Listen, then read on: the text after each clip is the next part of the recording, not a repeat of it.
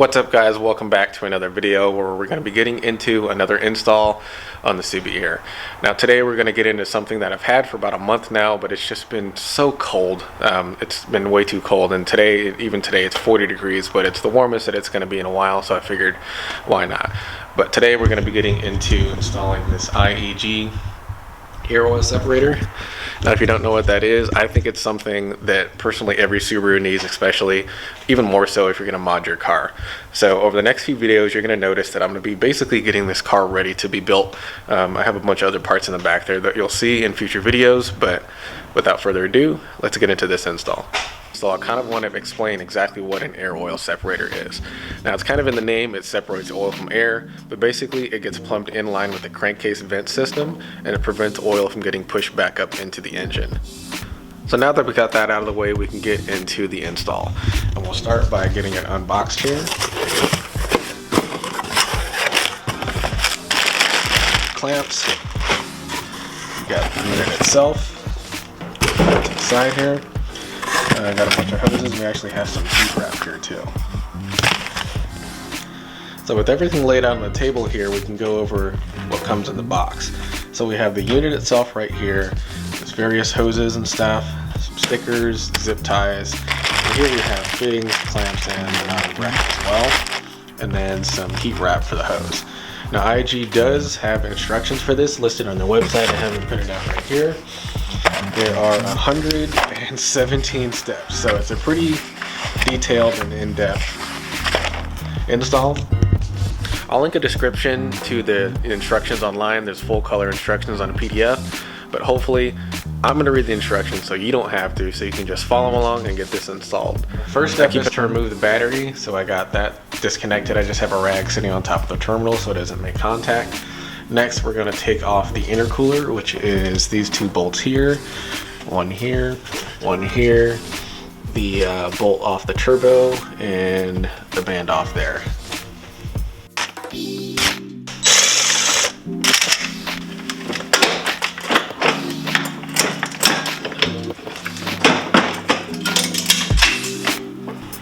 Now that we got the intercooler off, it says the next step is to remove the breather on the passenger side, and that's going to be, see if I can get it in focus here, it's going to be this hose right here. It says remove that off that nipple and then remove the hose out. Now that hose actually terminates right here, so we'll take it off from there, and then we'll take it off from down there as well. So now we got this hose out, just like the instructions said. You can actually see this is split right here. That actually split when I changed the valve cover gasket the other week, but take that one out. Now we're gonna do the same thing on the driver's side.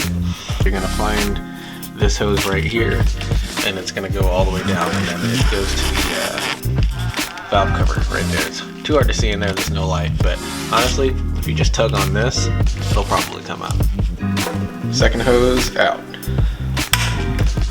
So the next step is to disconnect the hose off the PCV sensor. That's right here. Now yours is probably a spring clamp. Mine broke, so I just have a little worm gear on there, so I'm gonna go ahead and take that off. And so now that we got the PCV hose off the PCV sensor, it says the next step is to remove the throttle body. So I believe there's 4 10s just around there.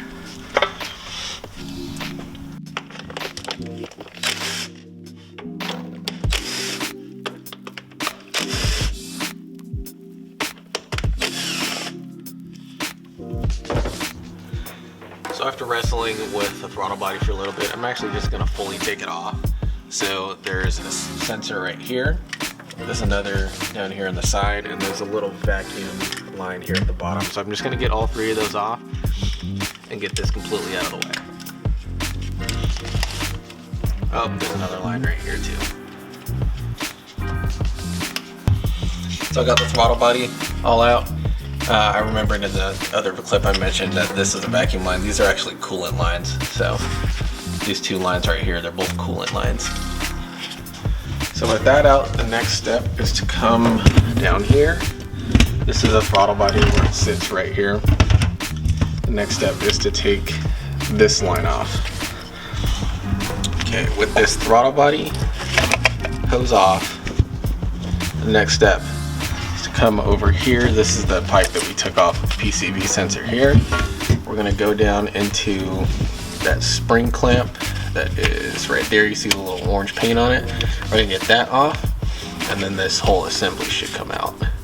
All right, so a quick bit of information before we go forward. This is the little piece that sits right on top of that nipple right there. I found it easier to get that top spring clamp off of this little hose, get this piece out, and then now I can just grab that hose with a pair of pliers after you get the bottom spring clamp off. You guys keep in mind that these things, at least on my car, these parts are so old. This is the hose that sits right on that nipple down there. Trying to get it off, it literally just fell apart. Grabbed it with some pliers and I was just pulling pieces off of it, and then I ended up getting fed up. Put it right here.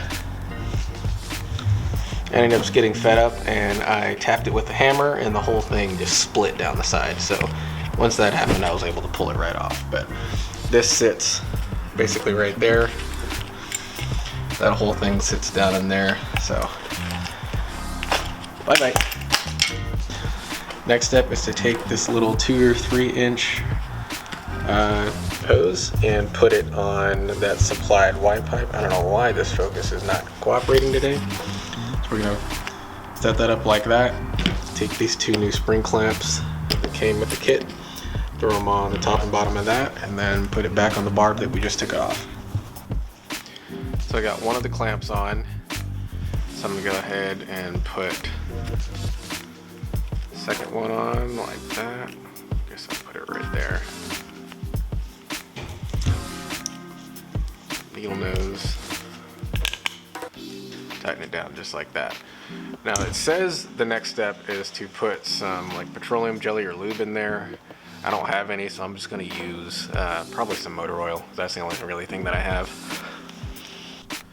So the next couple steps, it actually explains to relocate the wire harness, but I don't have a wire harness. I mean, I don't know if I'm blind or anything, but I'm pretty sure it's supposed to be in here and get routed behind there and over there, but since I don't have that, or at least I don't see it, I'm just gonna skip it, and if I come across it in a later step, then I'll take care of it then.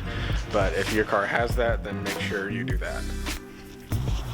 So next step is to actually start setting up the unit itself. So what we're gonna do is, it says to take the oil drain hose, which is the 1/2 inch, 26 inch long hose, and attach it to the bottom port here. So go ahead and put that on there. I'll put a clamp on there. I have one right here. And then next is to actually put the mounting bracket on.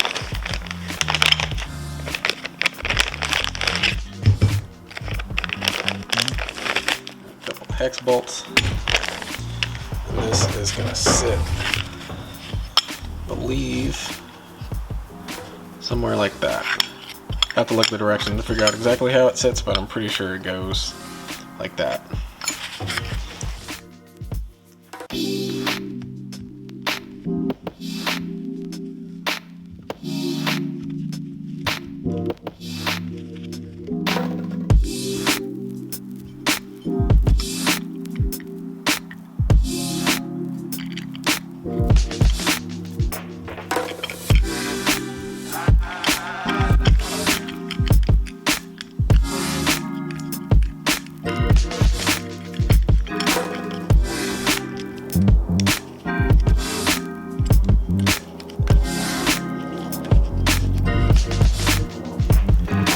So with everything mounted up here, we got our 2 coolant hoses there, we got our oil drain bolt there, and the bracket there. We're gonna go ahead and take this over and mount it.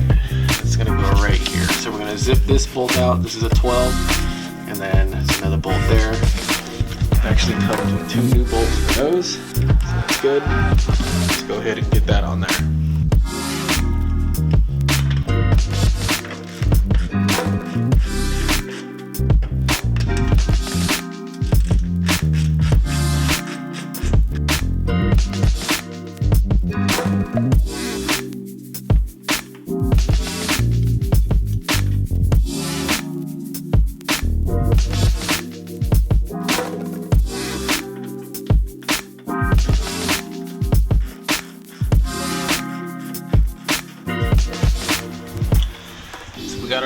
it up in here. Looks pretty good. The next step was to slide the 16-inch piece of heat hose or heat shield onto the drain hose on the bottom.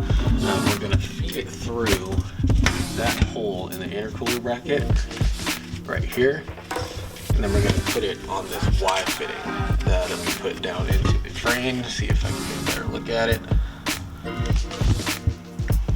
Probably not, the camera doesn't want to focus, but that little Y pipe that we put down there, we're going to get the drain hose onto there. So we got that all connected. Goes down from there through that bracket, then into the Y pipe right there.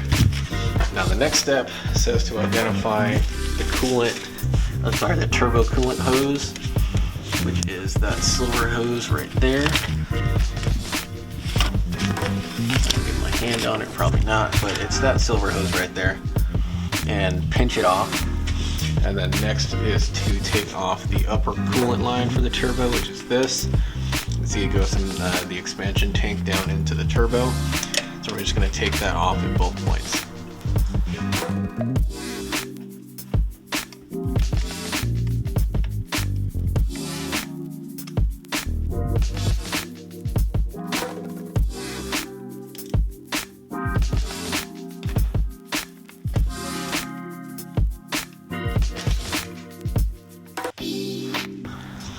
So this next step was interesting. Last you heard I had to pinch off the coolant line down there and take that off. As soon as I took that off, coolant started dripping. As you can see here, I'm losing all kind of coolant. So apologize for rushing, but basically I had to route this coolant hose up in here and connect it to the turbo, and then that coolant hose just up through here to the expansion tank. Alright, so I apologize I missed the last step. My camera died and I didn't realize it until after I finished, but I'll pick up where I left off.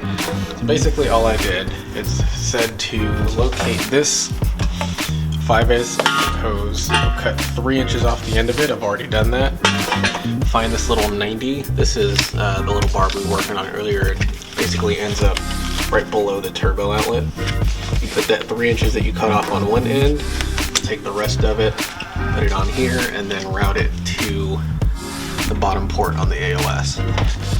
So I got that last piece on, and before I move forward, I just want to do a quick recap. So we have the unit here, and this bottom coolant line goes up to the turbo. This other coolant line comes up into the expansion tank. This bottom port here goes down into that little elbow down there, and this one right here goes up into right there. Next step is to take this 3/8 hose. This is the one with this little junction in the middle, and this one's going to go from this very top port here on the AOS and down to the throttle body that we took off a while ago. A quick tidbit as I'm trimming up this hose for the throttle body. I don't know if it's just me, if I got unlucky, but pretty much all of these like spring clamps that came with it suck. These smaller ones aren't bad, but the 1/2 inch and bigger ones, they just don't cooperate. So I recommend getting maybe your own, or maybe just using worm clamps, but I'm just having the hardest time getting these things to cooperate. So now I got that hose on. Like I said, it just goes like that and goes down in the throttle body right there. I tried to see if there was like a certain way that this thing had to go. There's no markings on it. There's nothing in the manual that says, so I just threw it on. There's actually that side, there's 2 different lengths. This side is a little bit longer than that side, so I just put the long side up there, and the short side I had to trim down a little bit, but that goes up there. So I'm gonna go ahead and throw the throttle body back on now since we're done under there, and then we can keep going. So the next step was to take this 72-inch long 1/2 inch hose, put it on the valve breather on the passenger side, gonna go up through here, gonna go below the turbo hose, one we put on earlier, and also below the one that goes on the expansion tank right here. So below these 2, up through here, kind of rat it along there, and then it's gonna go on that middle port right there. So we got the passenger side on. So again, it goes down to the valve breather, routed up through here, kind of collects itself with those other lines with the heat shielding on them, and then goes up to this middle port. Now the next piece is to take the remainder of that 72-inch line, and it's going to go from the driver's side up into that top port on the AOS. So after some fighting and fussing, I finally got the driver's side valve cover breather on. I'm not even going to attempt to show you how to get in there. That one's interesting. I recommend putting a little bit of oil or lube or something on the end of that piece. Don't even think about getting a clamp in there because there's absolutely no way. But anyway, it snakes up here, goes under the intercooler mount right here, goes up here. I may try to zip tie it up here, just to kind of make it look a little bit cleaner, but it's going to end up going to this top port on the AOS. So the next step was to take this 1/2" 90, got a little 2-inch section right here, and then the rest of it is just hanging off of there. This 2-inch section is going to go onto the PVC nipple right here. In the directions it says if you have an aftermarket turbo inlet, which I don't, mine's stock, they actually give you this fitting to put in the turbo, or in the turbo inlet. Like I said, mine is stock, so I don't have to worry about that. But this little 2-inch section is going to go right there, and then the rest is going to go up to one of these nipples. The next step is to take the remaining piece of the line that we cut for this. So this is just came off of that. Put this straight adapter on there. This is just a straight adapter, and this is going to go into this. Unfortunately for me, mine is cracked right there. You can see it. So what I think I'm going to do is just get this piece on and then put it on here with this worm gear. Hopefully that helps. But I tried just taking this off and putting this hose straight onto that bar, but it wasn't the right size, so unfortunately I'm just going to have to deal with this until I get a turbo inlet. So I've had to do a little bit of a fix here. So I showed you before that this little fitting was cracked. This is what came off the turbo inlet there. Well, not only was it cracked on this side, it was cracked on the other side as well, and it was not sealing at all. So I ended up just taking a spare piece of, I think this is like 1/2 inch, whatever size this is. It's the same size that came off of that main drain line. And I used that same adapter that we were using before. I'm going to put a little worm gear on there, and now it's just going to go straight up to there. So I'll just have to do that until I get an aftermarket turbo inlet. Unfortunately, that's just what happens when you work on old cars. Things are just old and brittle and break, but that should be good enough for now. Won't be able to tell until we actually get the car started, but we'll keep going. So that last clip we saw was actually the last step of the installation. Now it says to install the intercooler, and then we'll have to get into bleeding the coolant. As we saw earlier, I lost a ton of coolant, so I'm definitely going to have to redo that. I don't have any on me right now, so I have to run over to Subaru real quick, and then once we get back, we can refill the coolant, bleed the system, check for leaks, and then hopefully we'll be good after that. So I'm checking in about an hour later. I finally got the intercooler and everything mounted up. I ran to Subaru and found out their parts department closed about a half an hour before I got there. So I had to go to Walmart and just got some Prestone instead of OEM Subaru coolant. But I got everything all filled up. A couple notes, trying to wrestle to get this intercooler back on. This little Y pipe that we put down there is literally right below the turbo. So it makes getting the intercooler on way harder. If you've worked on a Subaru before, you already know that the intercooler is already pretty hard to put on. Luckily I have a front mount on the way, so I won't have to deal with that much longer. I do have to get a new hose right here, like this one. You can see it just pops off, so I just have to hope that that stays on. But other than that, I can get the car started and warm it up, bleed the coolant. I have to loosen up this little screw right here, this little Allen screw right here, warm it up, and then once coolant starts seeping out of there, I can screw it up and we're all good. So I'm sitting here editing the video, and I realized that the last shot that you guys saw, every file after that got corrupted, and actually went over the different places in the engine and showed in detail exactly where everything goes from the AOS to different points on the engine. If anyone wants to see that video, please drop a comment down below and I'll for sure make a video in the future. But until then, please like and subscribe, and I'll see you next time.